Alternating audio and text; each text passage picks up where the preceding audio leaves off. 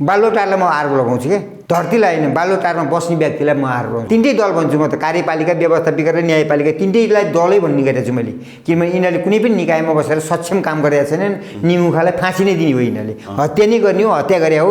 म त मरेको मान्छे हो, मलाई त राज्य लगाएर मारे नि पहिले नि, राज्य लगाएर त हो त, गृहमन्त्रीलाई लगाएर त सिटोलालाई अहिले बोलाएर होइन भने चाहिँ मलाई यहीँ बसेर फाँसी दिनुहोस् न। 56 सालमा म यस्तो घटना पऱ्यो नि, के गर्ने होला भन्दा 2-4 हजार मर्छन्, मर्न दिनुहोस्, 2-4 हजार सर्न छ सर्न दिनुहोस् भनेर कृष्ण प्रसादले यही शब्द बोलेका हुन्। लाहानदेखि अपहरण गरेर ल्याएको र काठमाडौँमा ल्याएर चाहिँ जबरजस्ती घर जग्गा पास गर्न लाग्यो भन्ने कुरा चाहिँ के हो? मलाई अपहरण गरेर लगेर चाहिँ नि हाम्रै ठुलै बडा मान्छे आज नाम भन्नु मिल्दैन, ठुला बडा, यही माथिल्लो लेभलमा बस्ने मान्छे, 21वटा एटेच बाथरुमको घर थियो, पाहुना बस्ने घर, अन्डरग्राउन्ड बाहेक। 1 रुपियाँ नलिकन जबरजस्तीमा परेर पास गरिदिनु भयो। अनि त्यहाँ पास गर्ने बेलामा त मलाई अपहरण गरेर ल्याएको 7 दिनदेखि पानी खाएको छैन भने हालाले यो रोप्दाखेरिमा आँखा दुईटी निस्किएको थियो, झरेको थियो। तपाईँको आजको जिएम बोधराज सरदारजी पनि थिए, जिएम कक्षदारको भान्जा, पछि मारे नि सांसद बाबुजी इत्यादितिर। मलाई त त्यस्तो मार्नलाई त कति ठाउँमा तुरुप थापेका, कति ठाउँमा हतियार थापेका, कति ठाउँमा मलाई त्यहाँ लगेर बलि चढाउन लगाएका, त्यस्ता कुराहरू त नगरौँ। मैले गरी भने तपाईँसँग मैले बोल्नै सक्दिनँ। 19वटा गाडी जल्यो, राज्यको चाहिँ यो आतङ्क। एक दिनमा लाइन लगाएर पहाडियाको गाडी बनेपछि पहाडियालाई पनि भित्रबाट छिर्न पाएर कतिको शरीरमै आगो लगायो। यो मैले विश्वकर्मा बसेर छोइरा एकै दिनमा 19वटा गाडी जलाइदिए। 1 सेकेन्ड पनि कहीँ पनि फरक नपार्ने गरी मैले बोलेको छु यो कुराहरू। म 25वटा गाडीको मालिक होइन। कतिवटा गाडी? म 43वटा बस भनेको अप्सरा यातायात, 43वटा बस, 6वटा ट्रक भनेको मेरो ट्रान्सपोर्ट, मेरो अप्सरा पेट्रोल पम्प भनेको मेरो पेट्रोल पम्प, टायर रिसोलिङ कारखाना भनेको मेरो आफ्नो गाडी चलाउने दाखिलमा टायर रिसोलिङ कारखाना, इन्जिन मैले अर्कोलाई बनाउनु दिन्न थिएँ, एउटा ब्रेकको लेदर पनि अर्कोलाई सरण दिन्थेँ। 58 सालपछि कि माओवादी भनेर एउटा राजनीतिक दलको पार्टी सिर्जना भएको माओवादी, त्यसभित्र चाहिँ के रहेछ त भन्दा सबै टोटल्ली चाहिँ नि 85% चाहिँ खाओवादी पनि रहेछ। तराई भागमा बसेका व्यक्तिहरू चाहिँ माओवादीभित्रमा पसेका भनेर बसेका व्यक्तिहरू खाओवादी रहेछन् के, खानीवादी, खाओवादी होइन खानीवादी। जिङ्गर सिंह, विस्फोट सिंह, गोइल सिंह, ज्वाला सिंह, हजुर के सिंह 108वटा सिंह भए राज्यलाई थाहा छ। तपाईँको व्यवसाय चाहिँ मधेस आन्दोलनले सिद्ध्याइदियो अथवा माओवादीले सिद्ध्याइदियो, के हो खास प्रसङ्ग भनिदिनुहोस् आज क्लियरली। त्यो त मैले न माओवादीलाई दोष लगाउँछु न मधेसवादी आन्दोलन सुनाउँछु, त्यो त राज्यलाई सुनाउँछु। त्यतिखेर 58 सालसम्ममा मैले 18 करोड त मैले कबाडीमा बेचेँ। 18 करोड 58 सालसम्ममा कबाडीको मूल्याङ्कनमा 41 ठाउँको लगभग जमिन मैले बेचेँ कि मेरो त्यहीँका मैले सिर्जना गरेका बसका व्यावसायिक सङ्घहरूले नि मलाई चाहिँ खाएँ कि मैले जसलाई पालेको थिएँ नि ती तिनीहरूले मलाई खाए थिएँ। यीमा त कति दुःख भनेको म मरिया मान्छे तपाईँ कहाँ कुन रूपमा आछु तपाईँलाई थाहा छैन भनेको कारण नै त्यही हो कि म यो चोलैमै छैन जसलाई चाहिँ मलाई।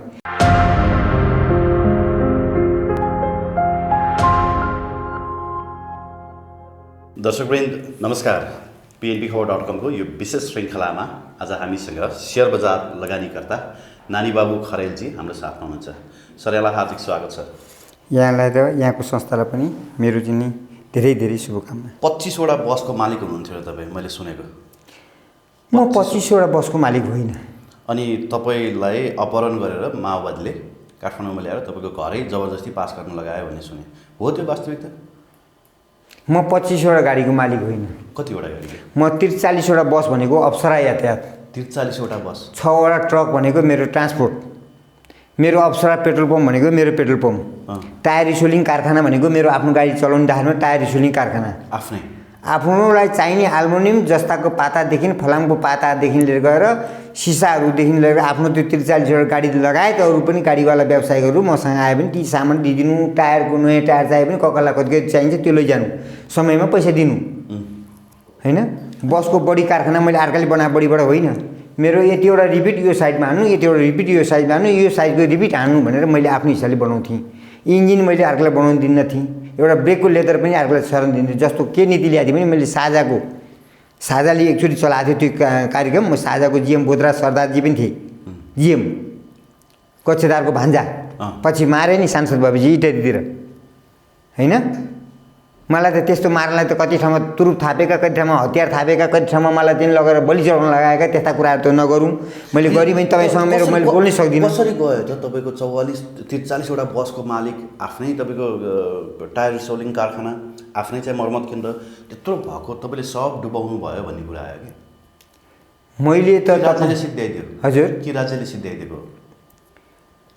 होइन, यो विभिन्न निकायमा विभिन्न चाहिँ नि राजनीतिक दलले विभिन्न चाहिँ नि दल बनाएको छन् नि। ती दल तराईमा गए, तराईमा त त्यस्ता दलै थिएनन्। 58 सालपछि हाम्रा 10 वर्ष जनयुद्धका साथीहरूले के गरे भने अब त हामी सरकारमा जाने भयौँ भन्ने बित्तिकै अब त त्यो ती माओवादी भनेर एउटा राजनीतिक दलको पार्टी सिर्जना भएको थियो, माओवादी। त्यसभित्र चाहिँ के रहेछ त भन्दा सबै टोटल्ली चाहिँ नि 85% चाहिँ खाओवादी पनि रहेछ। तराई भागमा बसेका व्यक्तिहरू चाहिँ माओवादीभित्रमा बसेका व्यक्तिहरू खाओवादी रहेछन् के, खानीवादी। खाओवादी होइन, खानीवादी। त्यसपछि उहाँहरू बिस्तारै अजिङ्गर सिंह, विस्फोट सिंह, गोइल सिंह, ज्वाला सिंह, के सिंह 108वटा सिंह भए राज्यलाई थाहा छ। मधेस आन्दोलनले सिद्ध्याएको होइन, मधेस आन्दोलनलाई उचाली चाहिँ हाम्रै राजनीतिक दल यही ठाउँमा बसेर बालोटारलाई म आरोप लगाउँछु क्या, धरतीलाई होइन, बालोटारमा बस्ने व्यक्तिलाई म आरोप लगाउँछु। धरतीलाई त कहिले हे धरती माता, तपाईँहरूले यही राजनीतिक दलहरूलाई सुबुद्धि दिनुहोस् न। यी तिनवटा दलहरूलाई, तिनटै दल भन्छु म त, कार्यपालिका, व्यवस्थापिका र न्यायपालिका, तिनटैलाई दलै भन्ने गरेको छु मैले। किनभने यिनीहरूले कुनै पनि निकायमा बसेर सक्षम काम गरेका छैनन्। निमुखालाई फाँसी नै दिने हो, यिनीहरूले हत्या नै गर्ने हो, हत्या गरे हो। म त मरेको मान्छे हो, तपाईँलाई डर होला फेरि होइन, म त मरिसकेको मान्छे हो नि। तपाईँले त मैले यहाँ त तपाईँले म अर्को रूपमा आएको होइन, तपाईँले मलाई यो रूपमा आएको होइन, म मानवको रूपमा आएको होइन नि। मानवको चोला म त करिब चाहिँ 5-7 पल्ट मरिसकेँ मान्छे, मरेर म अर्को रूपमा मान्छेको चोला बदल्यो भन्छ नि, म चोला बदलेर आएको। तपाईँले फेरि डर नमान्नुहोस्, मैले तपाईँलाई केही गर्दिनँ, म मानव चाहिँ होइन, केही फरक पर्दैन होइन। म चोला बदलेर आएको मान्छे हो। यो धरतीमा म मानव भएर आएको होइन। मलाई त राज्य लगाएर मारे नि पहिले नि, राज्य लगाएर त हो त। गृहमन्त्रीलाई लगाएर सिटोलालाई अहिले बोलाएर होइन भने चाहिँ मलाई यहीँ बसेर फाँसी दिनुहोस् न। कृष्ण प्रसाद सिटोलालाई र गिरिजाबाबु कहाँ गएर म मन्त्रीहरूले पनि उद्योग मन्त्री पदमनारायण चौधरी लगायत कतिवटा मन्त्रीहरूलाई समेत धर्मनाथ शाहजीदेखि र कतिवटा मन्त्रीलाई लिएर बालुवाटार जाँदाखेरिमा 56 सालमा म यस्तो घटना पऱ्यो नि। के गर्ने होला भन्दा 2-4 हजार मर्छन्, मर्न दिनुहोस्, 2-4 हजार सर्न दिनुहोस् भनेर कृष्ण प्रसादले यही शब्द बोलेका हुन्। सिटोलाजीलाई मैले गृहमन्त्री हुनुहुन्थ्यो त्यतिखेर, प्रधानमन्त्री हाम्रो कोइरालाजी हुनुहुन्थ्यो, गिरिजाबाबु टक आउनु चिया खुवाउनु भयो भने चिया मैले खुवाएँ भने कृष्ण भएन, अरू सबै चिया खानुभयो भने सोध्नुभयो गिरिजाबाबु आएर। उही मरेको मान्छे जस्तो टक्क यस्तै लट डेङ यसरी आएँ क्या। म त तर्सी पनि मुर्कुट्टो भन्थेँ पहिला, ठ्याक्कै त्यस्तै लाग्यो क्या। एकदम सेतो लुगामा ढ्याक्का आउँदाखेरि म त एकदमै कुप्रो सुप्रो, त्यस्तो बुढो कुप्रो सुप्रो छैन, एकदमै शानसँग आएँ। है कृष्ण, यही शब्द गृहमन्त्रीले बोलाएको काम। है कृष्ण, यता सुन, मेरा जिल्लावासी आउनु भएका, पदमनारायण त भक्त रहेछन्, जिल्लावासी आउनु भएका, चिया भने मैले खुवाएँ, तैँले खुवाएर हुन्छ, तैँ भन्ने हुँदो रहेछ, तैँले खुवाएर हुन्छ, ल स्पेसल चिया बना, मेरो मित्रहरू आउनु भएको भन्नुभयो। अनि त्यस पछाडि पदमनारायण चौधरी त तपाईँ उद्योग मन्त्री, पदमजी ढ्याप मार्नुभयो, तपाईँलाई पछाडि एसपी एसएसपी लागिरहेछ, कहीँ पनि धरपकड हुनसक्छ तपाईँलाई। किनभने केन्द्रीय सदस्य मारेको आरोप तिमीमाथि छ, बेचन यादवलाई मारेको भने मैले पनि त्यो सरासर गलत भन्ने मैले। मलाई त के सुर चल्यो। अधिकारीजी पनि थिए, पदमनारायण चौधरी पनि थिए, अरू लगायत 5-7 वटा सांसदहरू पनि थिए। मैले गलत यो कुराहरू भने मेरो मुख हेरेँ, केही शब्दै बोलेन बुढाले, गलत भयो भने। कोही व्यक्ति थ्रुद्वारा हो, उहाँलाई त आरोप लगाउँदै यो त सरासर पशुपति तपाईँलाई नराम्रो सोच्छ, पशुपति नाच्ने नराम्रो, त्यो नभनिदिनुहोस् भने। त्यसपछि पदमनारायण भन्यो भने ऊ डरायो। अब यसले के बोल्नुभयो भनेर डरायो। भनेपछि उहाँलाई चाहिँ बेचन यादव मारेको केसमा त्यस्तै कुरा पनि आयो।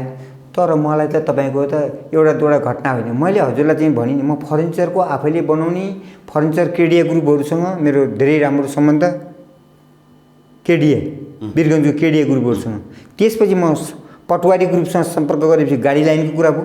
पटवारी ग्रुप त मलाई के भन्थ्यो भने तपाईँ 100वटा गाडी लानुपर्छ, 200वटा गाडी लानुपर्छ भन्थ्यो। ऊ फाइनेन्स मलाई पूर्वाञ्चलमा त मलाई एकदम उहाँले चाहिँ के चाहिँ बिर्जुसँगको नयाँ दोस्ती, रमेश केडियाको दोस्ती जस्तो बनेको भाले गर्दा मलाई धेरै राम्रो रिस्पेक्ट गरेर उहाँले पनि मैले ब्याङ्कबाट यसरी गरिरहेको छु, मैले ब्याङ्कबाट फाइनेन्सबाट पैसा तान्ने, तपाईँले गाडी कहाँ कहाँ लगाइदिनुपर्छ। वीरगञ्जदेखि चितवनको नारायणीदेखि पूर्वतिर तपाईँले होल तपाईँको जिम्मामा गाडी लगाउने। मैले कमसेकम 300वटा गाडी जति उहाँले फाइनेन्स गरेँ मैले त्यहाँ। त्यसमध्ये मैले पनि त्यही गाडी ल्याउँदै बनाउँदै गरेँ। म अब के पैसा आफ्नो पैसा र नि जम्मै पैसा पत्ती आएपछि त जति पनि ओगट दिने मान्छेले त। अनि तपाईँ आफ्नो पेट्रोल पम्प आफैले चलाउने भने ल त्यो पनि गरेँ। फर्निचर बनाऊ भने फर्निचर पनि गरेँ। फर्निचरको सो पनि राखेँ। पेट्रोलको बेच्ने काम पनि गरेँ। टायर बेच्ने काम नयाँ टायर बेच्ने काम पनि गरेँ। इन्जिन बनाउने कारखाना पनि आफैले बनाएँ। बस बडी ट्रक बडी बनाउने कारखाना पनि आफैले बनाएँ। टायर रिसोलिङ गरेर आफ्नो गाडीमा चलाउने टायर रिसोलिङ आफैले के गरेँ गर्न सक्ने जति गरेँ। संस्थामा उद्योग वाणिज्य सङ्घमा बस्ने प्रतिनिधि बन्न पनि मै बनी। हाम्रो महेश आचार्य अर्थमन्त्री हुँदा 3 दिनसम्म मलाई 3 स्टार होटल थापाथलीमा ल्याएर राखेको उहाँले। त्यो बेलामा पनि 56-57 सालमा पनि यहीँ थापाथलीको 3 स्टार होटलमा ल्याएर उहाँले उद्योग वाणिज्य सङ्घको सगरमाथा अञ्चलको भने नाम कमा ठाउँको उहाँलाई बोलाउँ भनेपछि मैले 3 दिन यहाँपछि के पनि बोलेँ। दुःख मैले धेरै गरेँ। तपाईँको व्यवसाय चाहिँ मधेस आन्दोलनले सिद्ध्याइदियो अथवा माओवादीले सिद्ध्याइदियो के हो खास प्रसङ्ग भनिदिनुहोस् आज क्लियरली। त्यो त मैले न माओवादीलाई दोष लाउँछु न मधेसवादी आन्दोलन सिद्ध्याउँछु। त्यो त राज्यलाई सुनाउँछु। राज्यलाई मैले आएर यत्रो म उद्योग गरेँ, जनतालाई सेवा दिएँ, राजनीतिक दललाई फ्री पास गरिदिएँ। अदालत वरिष्ठ व्यक्ति भन्ने व्यक्तिले पनि पास गरिदिनुहोस् भन्दै पास गरिदिएँ। चल्न नसक्ने पैसा कम भएकालाई पास दिएँ। मेरो आज चाहिँ नि राज्यका फलाना विभागलाई आँपको टोकरी पठाइदिनु पऱ्यो भन्थे मैले के गर्थेँ। तपाईँले कति पठाउनु पऱ्यो भने यति पठाउनु, कुन आँप पठाउनु भने जुन भए पनि हुन्छ भने तपाईँले आँप किनेर नल्याउनुहोस्। कति काट्नु तपाईँ यहाँ बस्नुहोस्, कुन आँप टिप्नु लगाउनुहोस् मेरो बगैँचाबाट। मैले खाने बगैँचा 7 कट्ठा छ। एउटा छ तपाईँको 5 कट्ठामा, त्यो मेरो निजी खाने हो, तपाईँहरूलाई खाने होइन। मेरो घरबारीको 1.5 कट्ठामा बनेको बगैँचा त्यो मेरो परिवारले मात्रै खाने हो। मेरो बाउ आमा इष्टमित्रले खाने हो। त्यहाँ कसैले खाँदैन, यहाँ भित्र बसेर भात खाएर बस्दा खाने हो। मेरो घरभित्रको चाहिँ पोखरीको माछाहरू मेरै भित्रकोले खाने हो भनेर मैले त्यसरी छुट्याएर मैले काम गरेको थिएँ। यो 18 कट्ठामा यो फुलबारी, 18 कट्ठा 16 दूरमा यो फुलबारी, यसरी मैले गरेको थिएँ। तर के भयो भने मलाई राज्य नै लाग्यो क्या यसले कसरी गर्यो। तर मैले चाहिँ के अलिकति मैले पनि गल्ती गरेँ। मैले जति गाडी बनाउँथेँ, जति फर्निचर बनाउँथेँ, जति इन्जिन बनाउँथेँ, जति पेट्रोल पम्प बनाउँथेँ सबै टोटल्ली त्यहाँ। किनभने त्यहाँ झुपडीभन्दा बाहेक केही पनि थिएन, कसैको घर पनि थिएन। पदम नारायण चौधरी भन्ने नाम सुन्नुभएको थियो हजुरले? किन सुन्नु? पदम नारायण चौधरीको घर झुपडी, यस्तो घर यस्तो कोठा कहाँबाट पाउने? कहाँबाट यस्तो कोठा? यो त स्वर्गद्वारी। उहाँ त मरेर गए पनि बिर्सिन स्वर्गद्वारी हुन्छ यति कोठा त। उहाँ त के त भने एउटा खरको झुपडी, इँटा बाहिरपट्टि लगाएको, लिपेको, सबै चाहिँ भैँतलै हो। माथि छानो हो, यही हो, हलै यही हो, हलै यही हो। यसैमै लाइन लगाएर सुत्ने हो नि सबै परिवार, थाहा छ होइन त? पछि मैले उहाँलाई उद्योग मन्त्री भइसकेपछि एउटा उदयपुर सिमेन्ट फ्याक्ट्रीमा एउटा परियार भन्ने दमै जात हो परियार, उहाँलाई हेपेर के भयो भने कहाँबाट कसको सुरागी लगाएर उहाँलाई काम राम्रो गरे मान्छे गोविन्द परियार भन्ने, काम राम्रो गर्ने मान्छे, इमान्दार पनि हो।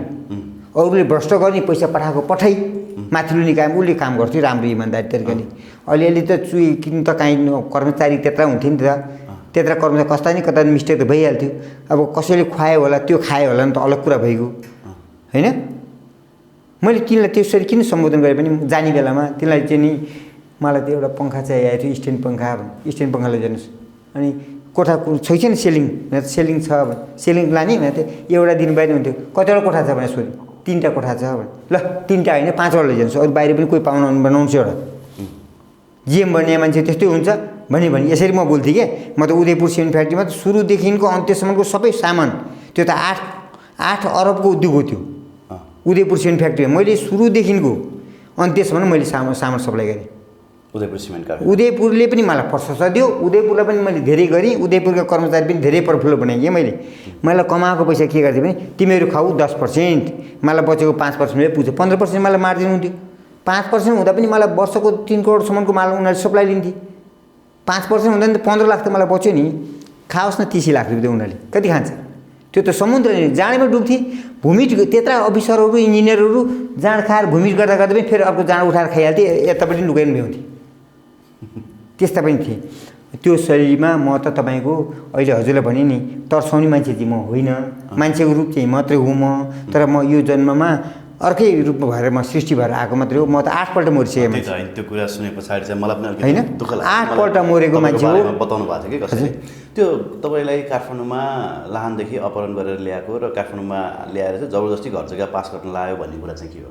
काठमाडौँमा जबरजस्ती गरेकै होइन। के हो खास त्यो अलिकति प्रश्न? काठमाडौँमा त मैले त्यो पिपलको फेदमा आएर पास मात्रै गरिदिएको चाहिँ कारण के भन्नुहुन्छ भने नि, मलाई अपहरण गरेर लगेर चाहिँ नि हाम्रै ठुलै बडा मान्छे, ठुलै बडा मान्छे, आज नाम भन्न मिल्दैन, ठुला बडा यही माथिल्लो लेभलमा बस्ने मान्छे लगेर 1 घन्टा 1.5 घन्टासम्म कुरा गर्दा मैले सुनिरहेको व्यक्ति लगेर त्यहाँ लगिसकेपछि पास गर्न लगाए मलाई। कहाँको घर?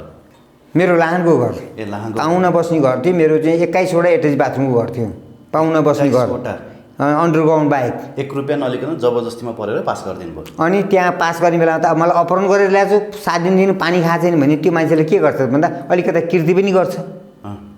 हात हल्ल्यानिमा सर गऱ्यो, नलेखे पनि पनि कताबाट कता गयो त्यो हात अलिकति बङ्गी पनि दिमागले पनि बङ्गी आयो, हात पनि बाङ्ग्यो। 7 दिन पानी नखा मान्छे कहाँबाट बाङ्गिँदैन त? 7 दिन पानी। तपाईँलाई भालाले यो रोप्दाखेरिमा आँखा 2टी निस्किएको थियो, झरेको थियो तपाईँको। तर भगवान् भनेर चाहिँ हजुरलाई मैले अहिले के भन्छु भने नि, तपाईँहरूले मान्नुहोस् नमान्नुहोस्, तपाईँहरूको कुन पार्टीलाई लेबल मान्नुहुन्छ मान्नुहुन्न, लेबल पार्टीलाई मैले तपाईँलाई गन्दै गरिदिनु पार्टीलाई चाहिँ, किनभने पार्टी नै होइन यो देशमा, पार्टी नै छैन। मेरो पार्टी भनेको र मेरो सिरियल अभिभावक भनेर मैले अहिले सम्बोधन गर्नुपर्दा मिडिया माध्यमले मात्रै प्राइम मिनिस्टरभन्दा माथिल्लो श्रेणीमा राख्छु। कारण के भन्दा उहाँहरूले मात्रै मेरो सन्देश सुनिदिनुहुन्छ, त्यो सन्देश अन्तर्राष्ट्रियले सुनिदिनुहुन्छ, त्यसै अन्तर्राष्ट्रियबाट बल्ल हाम्रो राज्यको प्रमुखले सुनिदेला। तर म निकाय मान्छे, म कस्तो निकममा बेकुब नालायक अन्न नखाने प्राणीमध्ये म मार परेँ। किनभने गिरिजाबाबुलाई र कृष्णप्रसाद सिटौलालाई मेरा मन्त्री पनि भएको व्यक्ति र सांसदलाई पनि लिएर जाँदामा म पीडित भएँ। म 43वटा फ्याक्ट्रीको 43वटा गाडी व्यवसायीको मालिक, त्यत्रा यात्रुहरूलाई लिएर गएको छु सेफ ल्यान्डिङमा। राज्यले दिएको रेटभन्दा बाहेक 1 रुपियाँ बढाएको छैन। कति राज्यका मान्छेहरू निःशुल्क गएका छन् होइन भने त्यस्तो सेवा गरेको मान्छेको आज चाहिँ गाडी यसरी गयो, 19वटा गाडी जल्यो।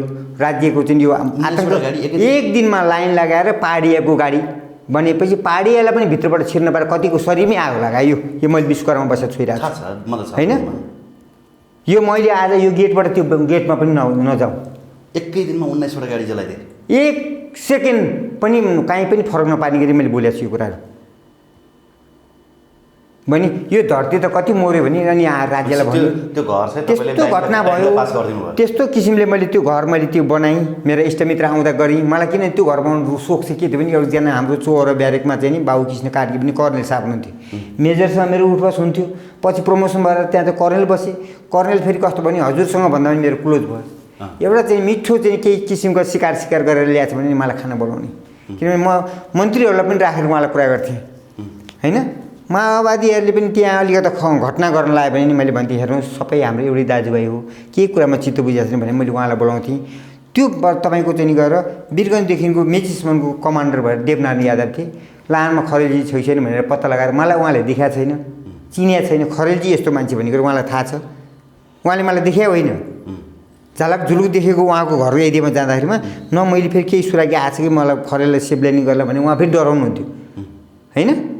जोगीदेखि भैँसी डराए, भैँसीदेखि जोगी डराए भने चाहिँ हुन्थ्यो कहिलेकाहीँ, यसको पछाडि अरू पनि आएको छ कि भनेर। मैले फेरि पहिले प्रश्न भन्थेँ कि देवनारायण बाबु तपाईँ कहाँमा आउँदै गर्दा पनि तपाईँको सुराकीले मलाई केही नगरोस्, म कहाँ तपाईँ आउँदै गर्दा पनि पुलिस प्रशासन आर्मी सेना कसैले पनि केही नगरोस्, त्यति मात्रै म सम्बोधन गर्न चाहन्छु भन्थेँ। मैले कर्नेललाई पनि भन्थेँ म कहाँ पूर्वाञ्चल माओवादीको कमान्डर आउँदै हुनुहुन्छ, मेरो पाहुना बनेर आएको हो, तपाईँले यतिखेर कसैले पनि त्यो मपट्टि नजर नहेरिदिनुहोस्। मैले प्रष्ट भन्थेँ। एसपीलाई पनि भन्थेँ, एसपी भक्ति माझीहरू पनि हुनुहुन्थ्यो त्यहाँ, विद्या माझी भक्ति चाहिँ नि उहाँहरू सबैजना आउनुहुन्थ्यो। उहाँ पनि एसपी हुनुहुन्थ्यो सिरामा। मैले उहाँहरूलाई सबलाई भन्थेँ म यस्तो किसिमको छु, म कहाँ चाहिँ यसरी म प्रष्ट भन्ने मान्छे, तपाईँहरूले मैले भनेको बेला चाहिँ तपाईँले यसो गरिदिनुहोस् है भन्थेँ। उनीहरू आउँदा पनि म सेभ गर्नुपर्छ, तपाईँ आउँदा पनि सेभ गर्नुपर्छ, म यो क्षेत्रमा भइन्जेल तपाईँलाई कहीँ घटना हुन दिन्न भनेपछि जब म लाहानबाट बाहिर निस्किनु खोज्थेँ तब तपाईँको लाहानमा घटना हुन्थ्यो। 3 पल्ट घटना भयो। एक दिन म झुकेर नजाने भन्दा पनि बस्नु पऱ्यो, बाध्यता बस। त्यस्तै एउटा घटना पऱ्यो। 2टा नेताको युद्ध पऱ्यो। त्यो युद्धमा म नबसेको कारणले गर्दा एउटा त्यो 2टाको युद्धले 2टै मर्नुपर्ने ठाउँमा पुलिस गएर मर्नु पऱ्यो। लाहानमा पुलिस गएर मर्नु पऱ्यो। म बस्दिएको भए पुलिसले घटना पनि नहुने, त्यो 2टाको युद्ध पनि नहुने। धेरैपल्ट युद्ध, 2टै हतियारधारी, यो नेता पनि हतियारधारी, यो नेता पनि हतियारधारी। यो मन्त्री नै हो, यो मन्त्री बन्ने लायकको मान्छे, त्यो भन्दा पनि लायकको मान्छे, त्यो पनि त्यस्तै खुङखार।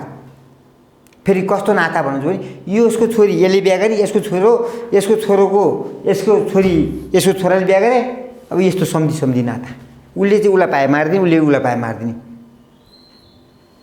त्यसको शिकार तपाईँ बन्नुभयो त्यसको शिकारमा चाहिँ के भयो भने कोही पनि शिकारमा नबनाउन यसरी पो वार्ता गर्नुपर्छ यसरी गर्नुपर्छ भनेदेखि मैले धेरै कुराहरू कुनै मिडियामा पनि भने होला डकैतीहरूलाई पनि मैले लिएर आएर सेफ ल्यान्डिङ गरेर तिमीसँग कति पैसा छ भन्दा यस्तो छ भने मैले गरौँ तिमीहरू कुनै पनि बेलामा शिकार पर्छौ डकैती नगर चोरी नगर सुरुङ खन्दै कोही व्यक्तिले घरधनीले पनि मारिदिन सक्छ कुनै सुराकीले पनि मारिदिन सक्छ कुनै प्रशासनले पनि मारिदिन सक्छ एकपल्ट चोर्छौ दुईपल्ट चोर्छौ तीनपल्ट चारपल्ट पल्ट तिमी फसिहाल्छौ त्यसरी फस्ने काम नगर तिमीलाई म सेभ गर्छु पैसा छ कि छैन तिमीसँग भन्दै मैले 5,000 छ भने तिमीलाई म बसै दिन्छु मेरो बस कमाऊ चलाऊ मलाई देऊ पैसा म साउलाई पैसा बुझाउँछु बस कसो भन्दा मेरै भन्छु म तिमीलाई अरूको बस भन्दा डराउलौ नम्बर पनि मेरै नाम रहोस् सबै कुरा मेरै होस् हिसाब किताब मै कहाँ बुझे पनि तिमी आउनु बस्नु 4 जना साथी लिएर होटलमा बसेर रक्सी नखाऊ सानसँग उच्च लेभलको रक्सी खाऊ बियर खाऊ रक्सी पनि नखाऊ बियर खाऊ मासु ट्याक्क ल्याऊ एक्लै बसेर सानसँग बसेर खाऊ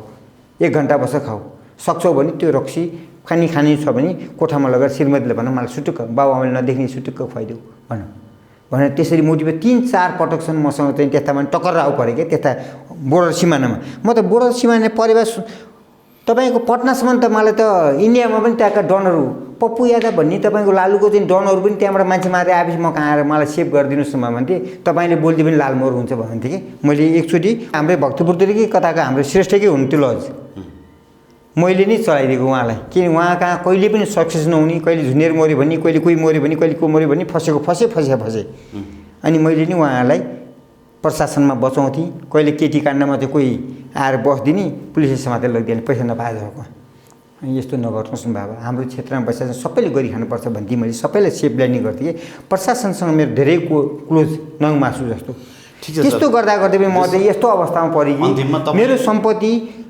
मेरो सम्पत्ति त कति भन्नुहुन्छ भने नि त्यतिखेर 58 सालसम्ममा मैले 18 करोड त मैले कबाडीमा बेचेँ 18 करोड 58 सालसम्ममा कबाडीको मूल्याङ्कनमा 41 ठाउँको लगभग जमिन मैले बेचेँ कि कहीँ 18 कट्ठा कहीँ 6 कट्ठा कहीँ 7 कट्ठा कहीँ 13 कट्ठा कहीँ 12 कट्ठा घडेरी मैले हरेक ठाउँमा मैले लिएको तर मैले खरानी मेरो जमिनको दाम के थियो भने त्यतिखेरको दाममा 10,000 पर्ने जमिनको दाममा उहाँहरूले के मूल्याङ्कन गर्नु 10 रुपियाँ भन्थे 10 रुपियाँमा 2 रुपियाँ दिने अरू पास गरेपछि 8 रुपियाँ पछि दिउँला म तपाईँलाई भन्थेँ अनि पछि कसैले नदिने बढी कुरा गरिएन म त मन्त्री भयो भने तपाईँलाई दिउँला भन्यो भने कसैले पनि दिएन त्यो म माइबा भएर म हिँड्ने बेलामा पनि मलाई कमान्डरले बोलाएको छ भने 9-10 जना घेर्ने आउने भएपछि धेरै पटक त्यस्तोमा पर्दै एक दिन म बसिरहेको थिएँ गेटमै अब मेरो गुन्जाइस छैन यो मेरो केही पनि उपाय भएन मेरो बस्ने खाने दाना सिद्धियो भनेपछि मेरा त्यहीँका मैले सिर्जना गरेका बसका व्यावसायिक सङ्घहरूले नि मलाई चाहिँ खाए कि मैले जसलाई पालेको थिएँ नि ती तिनीहरूले मलाई खाए थिएँ म कट्टु लगाएर एउटा गन्जीको भरमा आएको उहाँबाट त्यहाँबाट लाहानबाट अलिकता भन्नु है 2 मिनट प्लिज अनि लाहानबाट भागिसकेपछि आएर ट्राफिकमा बसेँ लाहानकै ट्राफिक तलपट्टि एउटा मटेर चौधरीको घरमा आएर चाहिँ ट्राफिक बसेको थिएँ त्यहाँ बसेँ त्यो ट्राफिकमा नयाँ इन्सपेक्टर आएर चाहिँ त्यसले मलाई चिनेन न उहाँ किन माथि आयो मेरो कोठामा भन्यो भने अनि सैसाले भन्यो कानु गर्यो सुटु गर्यो हाम्रो यहाँको सबै ताता हुन् तपाईँ त्यसो भन्नु मिल्दैन उहाँलाई चिया कफी भन्नु सोध्नुहोस् बरु तपाईँले एकचोटि परिचय गर्नुहोस् भने हट मलाई उहाँले नमस्कार गर्ने आएको छैन भने ल भने मेरो पालो त्यहाँबाट चाहिँ त्यहीँको भाइ सैसाले भने भाइ त्यो इन्सपेक्टर साहबले मलाई नर्भस छु इन्सपेक्टर साहबले फोन लगाउनुहोस् भने लान थानाको फोन गरेँ मलाई यस्तो घटना गरेँ मलाई पिच्छा गरेँ म चाहिँ त्यहाँबाट यसरी आउँदै म त्यहाँ अहिले सर्किट म क्लोज गरिदिन्छु ढाटै बन्द गराइदिन्छु र यहाँ चाहिँ आपतकालीन घटना भइरहेछ भनेर भन्छु र बन्द गराउँछु भने बन्द गरेर उसको आफू चढ्ने गाडी नयाँ गाडी चाहिँ त्यो ढाटमा पुरानो गाडी थियो पुरानो गाडीमा नजानुहोस् कहीँ पनि बिग्रिन सक्छ तपाईँलाई कहीँ मारिदिन सक्छ यहाँ त षड्यन्त्र तपाईँमाथि ठुलो छ भनेपछि इन्सपेक्टरले बन्दीपुर पुर्याइदियो मलाई इन्सपेक्टर गाडीमा बन्दीपुर यहाँबाट म बन्दीपुर गाडी जाँदैछु त्यहाँबाट मलाई केही साधन छैन होला मलाई म पनि तिमीहरू पनि त होला नि भन्नु ठान्थेँ बन्दीपुर पुग्दाखेरिमा बन्दीपुरमा त्यो ट्राफिकबाट इन्सपेक्टर साहब त्यहाँ आएर बसेर तुरुन्तै फोन गर्नुभएपछि एउटा टिपरलाई समातेर राख्नुभएछ र त्यहाँ केही कागजपत्र केही पनि छैन यो एकजना मान्छेले लिएर सम्मानसँग हाम्रो माथिल्लो रेन्जको मान्छे हो कहाँ लैजा भन्दा ढल्के भयो भने ढल्के होइन बर्दिवास लैजा बर्दिवासमा एउटा चाहिँ नि विश्वकर्मा नै थियो इन्सपेक्टर सशस्त्रमा तुरुन्तै फोन गरेँ फेरि मलाई धेरै रिस्पेक्ट गर्ने उहाँले सशस्त्रको इन्सपेक्टर त्यतिखेरको त्यहाँबाट उहाँले मलाई सेभ गरेर मलाई त्यो एउटा चाहिँ तपाईँ गौतम होटल भन्ने रहेछ त्यहाँ थाहा छ बर्दिवासमा त्यहाँ लगेपछि म जाने बित्तिकै त अब सम्मान गर्नु पऱ्यो उहाँले त खरेलजी आउँदै हुनुहुन्छ के कारण उनीहरूले सबै भनेको छैन म त खरेलजी सानो कक्षाको भरमा एउटा गन्जी मात्रै आएको छ। त अचम्मै पऱ्यो, के भयो कसो भयो भने अलिकति नर्भस जस्तो गयो, चिसो मगाएर जुस मगाएर ठ्याक्क राखेको। जुस यति पिउँछु, मेरो जुस केबाट निल्ने, जुसै निल्दैन, बोली पनि आवाज पनि आउँदैन हैन। अनि त्यसपछि गाडीको व्यवस्था गरेँ, मलाई चाहिँ जान देऊ उतातिर, मलाई अलिकति छैन, ठिक छैन म भयो भने। त्यसले के भन्यो मैले जम्मै सुनेको, मैले केही भन्न सकिनँ। त्यहाँबाट फर्केर अमलेशगञ्ज झरेँ। अमलेशगञ्ज गएपछि अलिकति सास पलायो कि त अमलेशगञ्जको होटलवालाले आएको त अप्सराको साउजी आउनु भएको छ अरे, हेरौँ भेट गरौँ भयो भने आयो। कसैले जुस बनाएर ल्यायो, अङ्गुर हालेर जुस बनाएर ल्यायो। त्यो मैले त्यतिखेर चाहिँ त्यो एकजना होटलवालाले चाहिँ जुस बनाएर ल्याएछ, चिसो जुस बनाएर ल्याएछ, अलिकति मुखमा राखेर रस आयो। रस आएपछि त्यहाँबाट ओर्लेर आएर नारायणघाट बसेँ 1 बजी रातिसम्म। त्यति उतेर 1 बजी राति नारायण उत्रेँ। नारायणमा सुत्ने व्यवस्था गरेँ। मेरो एकजना सालीले मलाई व्यवस्था गर्ने भन्ने किसिम गरेँ। त बस्नु भने सुत्छु, छटपट लाग्छ, सुत्छु, छटपट लाग्छ, उठ्छु, सुत्छु भएन। त्यहाँबाट फेरि एउटा चाहिँ ट्याक्सी भने एउटा भन्सारबाट आइरहेको ऊ रहेछ, गाडी चाहिँ भन्सार छुटाएर आएको गाडी, त्यो ड्राइभर रहेछ एकजना। मलाई उसले चाहिँ चिनिरहेको छ, म काहीँ गाडीको ड्राइभर देउनु भन्न आएको छ। हजुरलाई देखेँ, म त ऐसोझै लाग्यो, म बरु हजुरलाई खुवाउँदै लान्छु, मेरो गाडीमा बस्दिनु न हजुर भने। ल कहाँ जाने भने त म त चाहिँ काठमाडौँ पनि जाने भने। ल तिमीले मलाई लिएर जाऊ भने लिएर गएँ। बाटोमा उसले खुवाउँदै लगेँ होइन। अनि मैले तिर्छु भन्थेँ, काहीँ तिर्न पनि दिएन उसले, मलाई काहीँ 1 पैसा तिर्नै दिएन। रहन्छ मेरो गोजीमा नि पैसै रहन्छ, गोजीमै पैसै रहन्छ क्या मसँग त पैसै दिएँ। भाउको सर्त मैले त्यहीँ ट्राफिकमा छोडेर आएछु आँतेर, 1 कौडी पनि रहन्छ। अनि त्यसरी म बाँचेर यहाँ आएर बसेँ। आएर पनि त्यो पिपल फेदामा बसेँ। उच्च लेभलको मान्छेको हातमा पास गरेँ त्यो जग्गा। मैले जाँदा अहिले हामी आएर यहाँ आएर चाहिँ एउटा पेसा गरेर खान थालेँ त्यो सेयर बजारमा। त्यसमा पनि गएर चाहिँ नि योगेन्द्र श्रेष्ठ भन्ने एउटा सेयर बजार भन्ने एउटा चाहिँ सेयर मार्केट भन्ने एउटा फाइनेन्स थियो, थियो। त्यो पनि उहाँले चाहिँ 2.5 अरब रुपियाँ लिएर फरार हुनुभयो। हामी पनि त्यसमा पिल्स्यौँ। मैले राज्यलाई घसघसाउन पटक त्यतिखेर त मिडियाबाट मैले सम्पर्क हुन सकेको थिइनँ। मिडिया भइदिए मेरो पैसा असुली पनि हुन्थ्यो होला। आज त्यहाँ पनि म पैसा फसेँ। भएको जग्गा जमिन चितवनमा मेरो बुवाले दिनुभएको जग्गा जम्मै त्यसैले तान्यो। 72 लाख रुपियाँ ऋण हालेर मैले त्यो काम गरेको थिएँ। जग्गा जमिन बुवाले दिएको सम्पत्ति राखेर त्यो पनि सबै सिद्धियो।